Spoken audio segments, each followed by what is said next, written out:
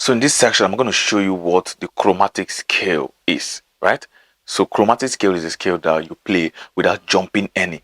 It consists and involves all the notes, right? Both with the sharps and the flat. Your accidental, every note involved, every note involved all the notes. It consists of all the notes, right? So this is it. Let me play it all in its entirety. So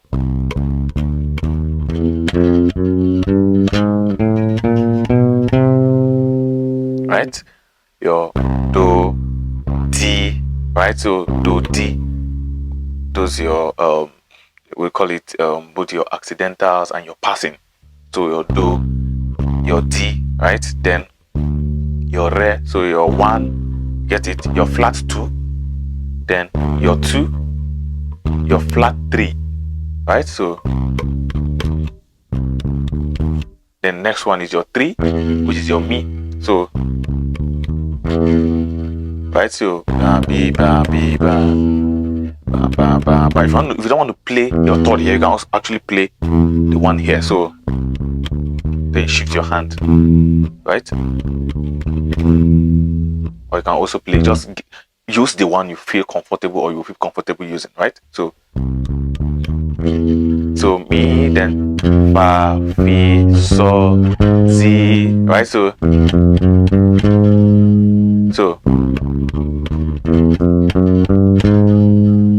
you get it all, then all of them. So you can just then any shape you want. You can use this one also.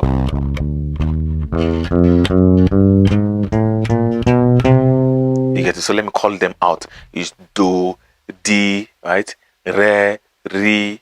Now your re and mo is the same thing. It's called re when it ascends and mo when it descends. So do, di, re, ri. You get it. Then mi, fa, fi, so, zi, right? Then la, to, ti, do, right?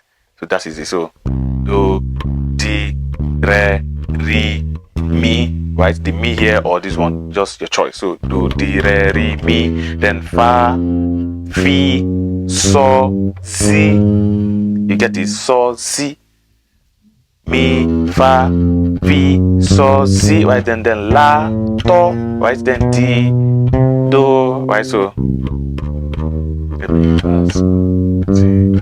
right then la, do, di, do. That is all about the chromatic scale. So it involves all the notes, right? So we have exercise we call the chromatic exercise. I'm gonna teach you that later, right? So but that is all about scales.